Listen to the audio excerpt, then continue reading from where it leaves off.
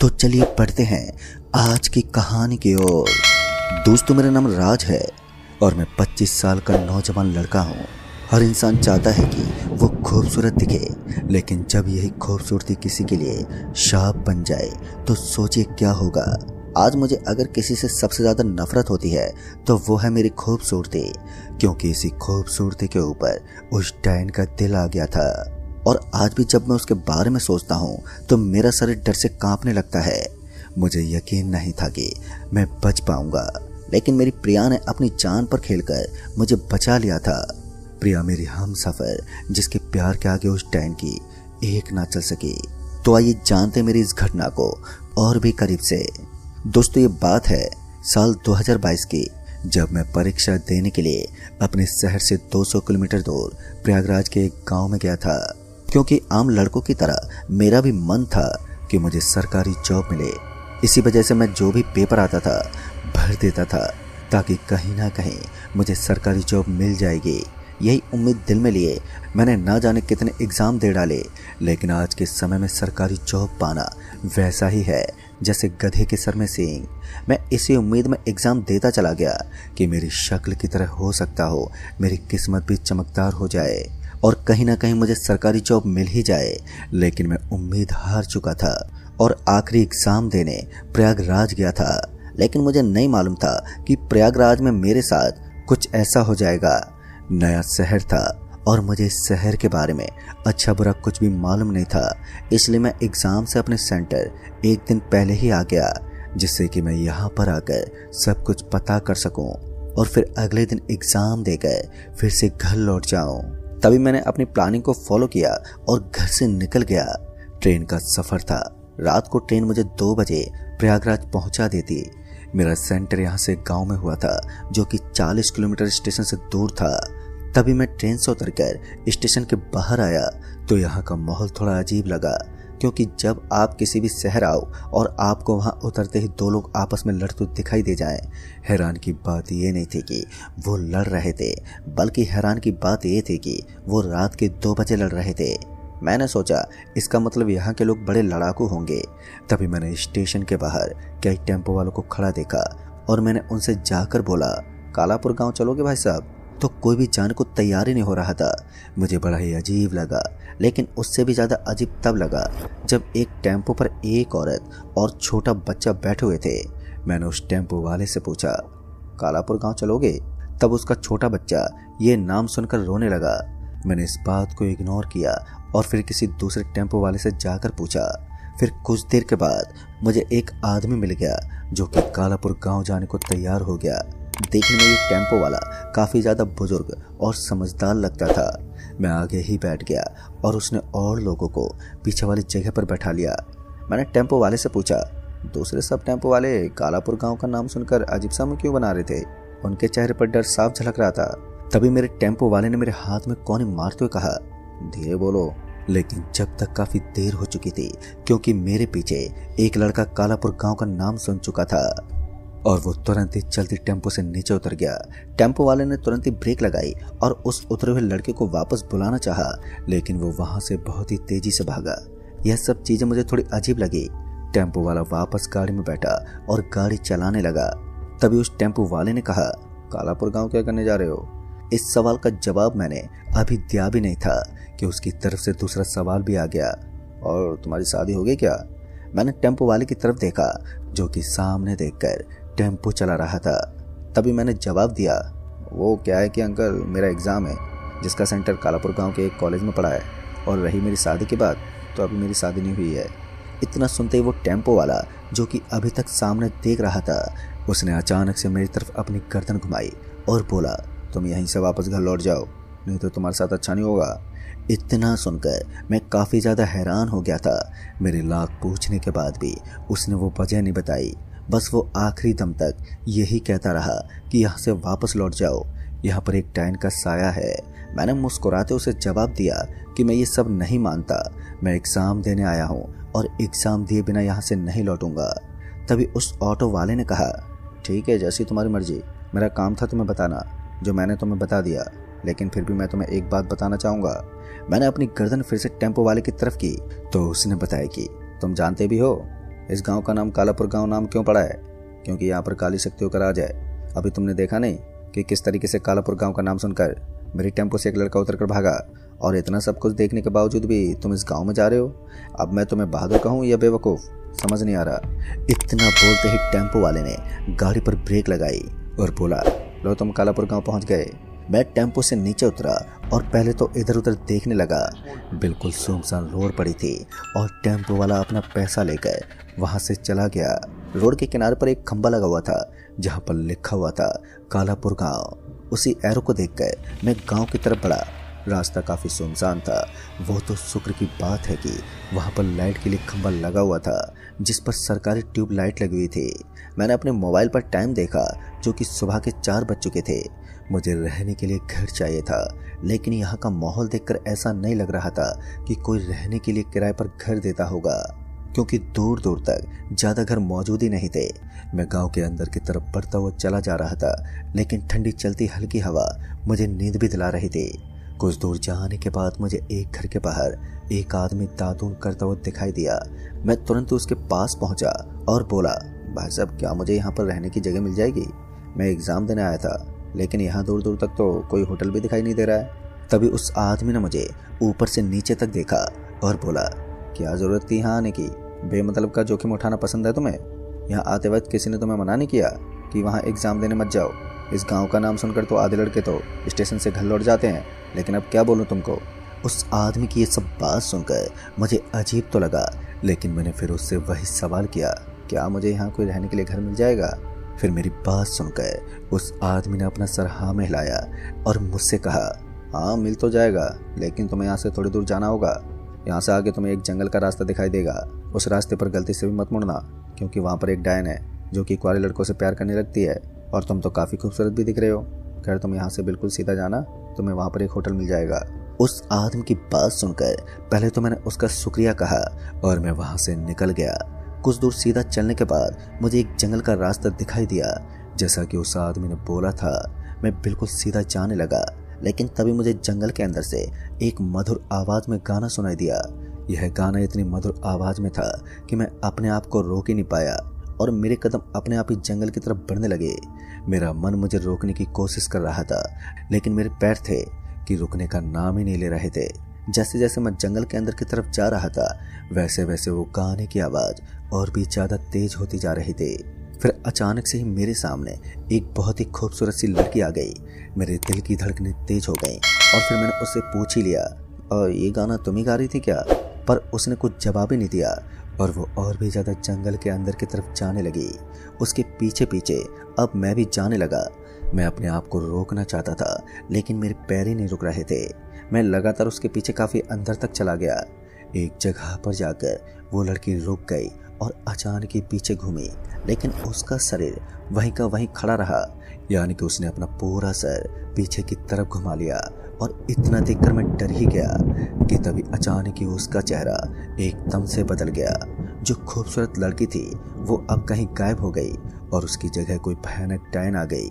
सर्दियों के मौसम में भी मैं अब पसीने से नहा गया था। मेरे दोनों पैर अब उसकी तरफ अपने आप ही बढ़ते जा रहे थे, लेकिन अब वही कदम डर के मारे कांप रहे थे।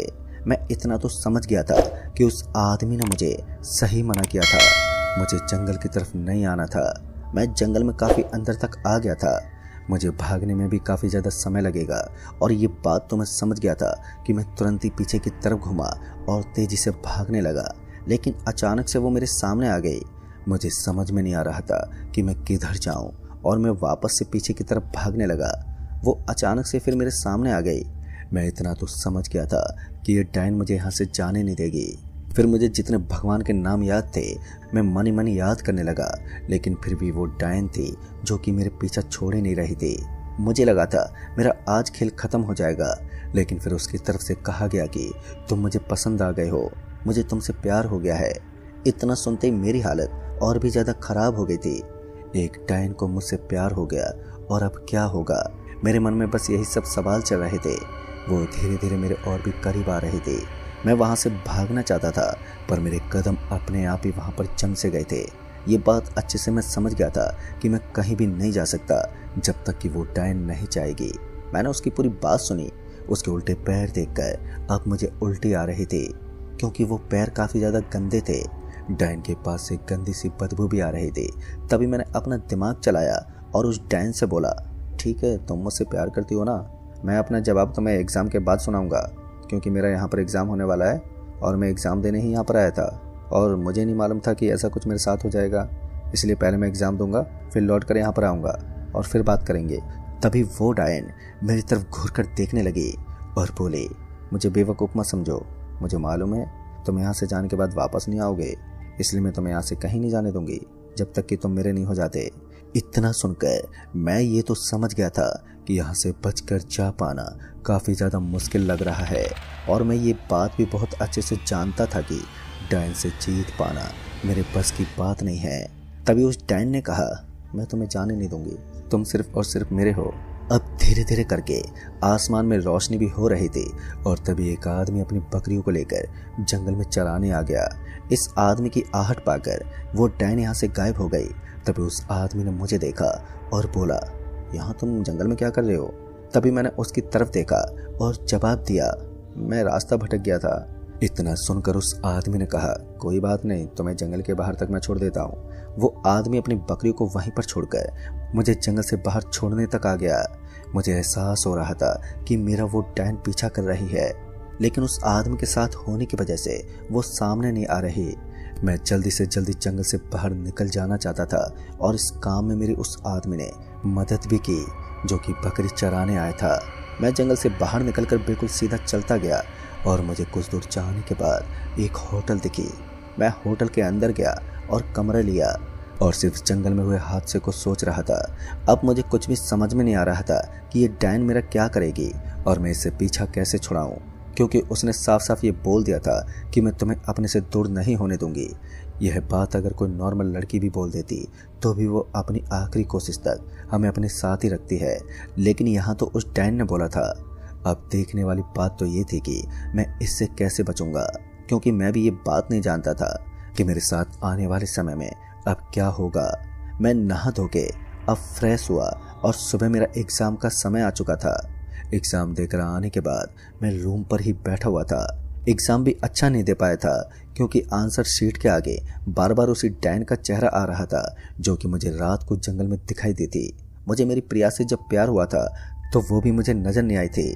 जिस तरीके से ये डायन मुझे हर जगह पर दिखाई दे रही थी, मैं बिना किसी देरी किए शांति से इस गांव से निकल जाना चाहता था। मुझे जल्द से जल्द बस घर पहुंचना था। मुझे और कुछ समझ में नहीं आ रहा था। तभी मैंने सोचा कि मैं तुरंत ही होटल से अपना सारा सामान ले लेता हूं और घर के लिए रवाना हो जाता हूं। लेकिन ये इतना आसान नहीं था। जैसे मैं घर जाने के बारे में सोच रहा था, मेरे पैरों में दर्द चालू हो जा रहा था। मैं इतना तो समझ चुका था कि इसने ज़रूर कोई जादू मुझ पर कर रखा है। बहुत ही ज़्यादा मैं परेशान हो गया था, लेकिन मुझे कुछ भी समझ में नहीं आ रहा था कि मैं क्या करूं। बहुत ही कोशिश की कि मैं कालापुर गांव से बाहर निकलकर अपने घर किसी तरह पहुंच जाऊं, लेकिन मेरे पैर का दर्द जो था वो कम होने का नाम ही नहीं ले रहा था। मैं इतना तो समझ गया था कि उस डायन की वजह से ही ये सब हो रहा है और वो मुझे यहाँ से जाने नहीं देगी, लेकिन बचने का भी मुझे कोई रास्ता नहीं पता था। मुझे ऐसा महसूस होने लगा था कि जैसे मेरे साथ साथ कोई है। मैंने अपनी लाइफ पार्टनर प्रिया को फ़ोन लगाया और मेरे साथ हुई सारी घटना को उसे डिटेल में बताया।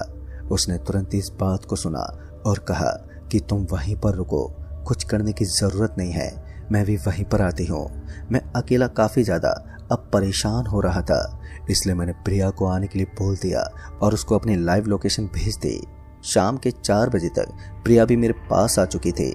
मेरी हालत देखकर उसको बड़ा अफसोस हुआ क्योंकि उसने मुझे इतना निराश इससे पहले कभी नहीं देखा था। मैं उस डायन को देखने के बाद ये तो समझ गया था कि इससे बच पाना अब मेरे लिए बहुत ही मुश्किल होगा, लेकिन मुझे जगह जगह पर प्रिया ने संभाला था। तभी प्रिया ने मुझे बताया कि उस डायन से बचकर भाग पाना नामुमकिन है। हमें रात को फिर जंगल जाना होगा और उस डायन से मिलकर बात करनी होगी। ये थोड़ा मुश्किल काम था और इसमें खतरा भी था, लेकिन बचने का सिर्फ यही एक रास्ता था। प्रिया की ये बात सुनकर मैं बिल्कुल खामोश था। मैंने कहा, तुम जितना अच्छा उसे समझ रही हो वो उतनी अच्छी नहीं है, वरना ऐसे ही वो डायन थोड़ी ना बन जाती। खैर मैंने ये फैसला किया कि मैं प्रिया की बात सुन लूँगा क्योंकि मेरे पास इससे अच्छा कोई आइडिया नहीं था। रात को सूरज डूबा तकरीबन 8 बजे हम लोग होटल से निकलकर जंगल की तरफ बढ़े। हमने इस बात का खास ख्याल रखा था कि हमें जंगल की तरफ जाते हुए गांव का कोई भी आदमी ना दिखे, क्योंकि मामला जब आगे बढ़ जाएगा तो फिर पूरे गांव में चर्चा होने लगेगी और लोग अपनी अपनी तरह की राय हम दोनों को सुनाएंगे। तभी मैं और प्रिया जंगल के अंदर की तरफ गए जहां पर मैं उससे मिला था। मैं वहीं पर पहुंच गया, लेकिन मुझे वो कहीं भी नजर नहीं आ रही थी।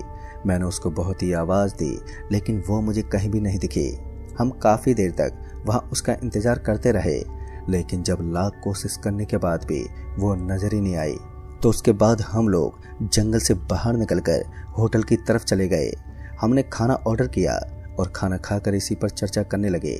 मैं काफ़ी ज़्यादा परेशान भी था, क्योंकि हमने जो प्लानिंग की थी वो प्लानिंग कहीं ना कहीं फेल होती दिखाई दे रही थी। इसी के चलते हुए मैं अपने बिस्तर पर लेटकर इसी बात को सोच रहा था कि आखिर मैं यहाँ से कैसे जाऊँगा। इसी बीच में सो गया। तभी रात को मुझे सपने में वही डायन दिखाई दी जो कि मुझे जंगल की तरफ बुला रही थी। मैं तुरंत ही डर के उठ गया। मैं बिस्तर पर बैठकर हाँफ रहा था। तभी प्रिया की भी आँख खुल गई। उसने मुझे इस हाल में देखा और पूछा, क्या हुआ? तब मैंने उसे बताया कि वो मेरे सपने में आई थी और मुझे जंगल में बुला रही है। मैंने अपने मोबाइल में समय देखा तो रात के तकरीबन 3 बज चुके थे। तभी मैंने और प्रिया ने हम दोनों ने फैसला किया कि हम जंगल की तरफ वापस जाएंगे और उस चुड़ैल से मिलकर बात करेंगे। मैं और प्रिया होटल से निकले।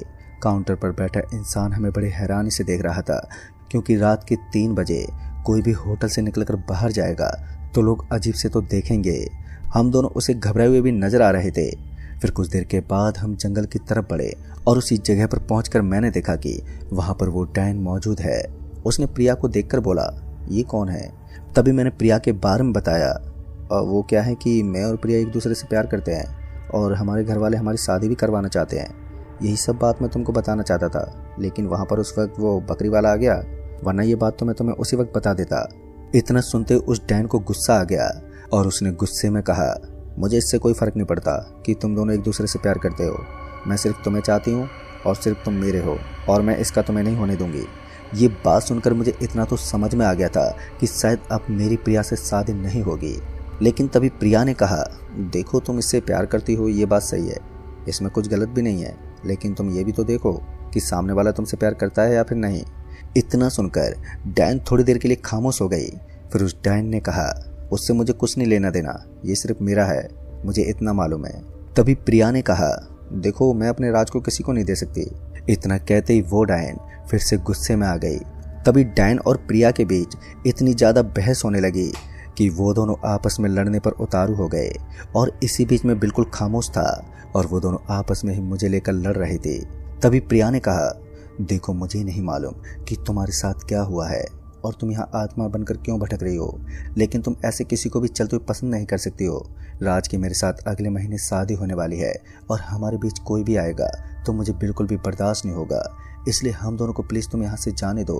मुझे मालूम है कि तुम्हारा प्यार सच्चा है, लेकिन हमारे प्यार के बीच में मत आओ। प्रिया की इतनी बात सुनकर तभी उस डायन ने कहा, मुझे मेरी ज़िंदगी में सिर्फ एक सच्चे प्यार की तलाश थी और मुझे ये तुम्हारे राज में दिखाई दे रहा है। मैं पहले जिससे प्यार करती थी उसने भी मुझे धोखा दिया और अंत में मुझे फांसी लगाना पड़ा, क्योंकि मेरे पेट में मेरे प्यार की निशानी आ गई थी और मेरे घर वाले ये बात बिल्कुल भी बर्दाश्त नहीं कर पाते। इसलिए मैंने अपनी जान दे दी, क्योंकि मुझे मेरे प्यार की तरफ से नहीं अपनाया गया। वो खाली मेरे साथ टाइम पास कर रहा था। उस डायन की दर्द भरी दास्तां सुनकर प्रिया थोड़े अफसोस में आकर बोली, देखो मुझे अफसोस है तुम्हारे साथ इतना बुरा हुआ है, लेकिन तुम भी तो वैसा ही कर रही हो, तुम मेरे प्यार को मुझसे छीन रही हो। प्रिया ने उस डायन को मनाने की बहुत ही कोशिश की, लेकिन वो डायन बिल्कुल भी नहीं मानी और आखिरकार अंत में जाकर उस डायन ने प्रिया पर हमला कर दिया। लेकिन प्रिया ने अपने हाथ में जो मंत्र फूका वो पानी लिया था, वो पानी डायन के ऊपर छिड़क दिया, जिसके बाद वो वहीं पर जलने लगी और अचानक वहां से गायब हो गई। उस डायन के गायब हो जाने के बाद हम भागे भागे जल्दी से होटल आए और वहां से सामान लेकर तुरंत ही स्टेशन की तरफ निकले। हमें टेम्पो नहीं मिल रही थी, लेकिन आगे मेन हाईवे से हमें एक ट्रक मिली, जिससे हमने लिफ्ट मांगी और उसने हमें स्टेशन वाली रोड पर छोड़ दिया।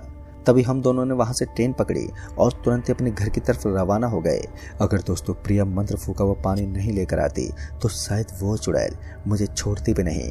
आज प्रिया ने अपनी जान पर खेलकर मुझे बचा लिया है, ये चीज़ मैं कभी भी नहीं भूल सकता। लेकिन मुझे उस डायन के लिए अफसोस भी रहा है, लेकिन उसने भी तो मेरे साथ ठीक नहीं किया। तो दोस्तों इस कहानी में बस इतना ही। कहानी आपको पसंद आई हो तो वीडियो को लाइक शेयर जरूर कर दें और साथ ही हमें नीचे कमेंट बॉक्स में जरूर बताएं। जल्द ही मिलूंगा ऐसी एक और नई कहानी के साथ। तब तक के लिए बाय एंड टेक केयर।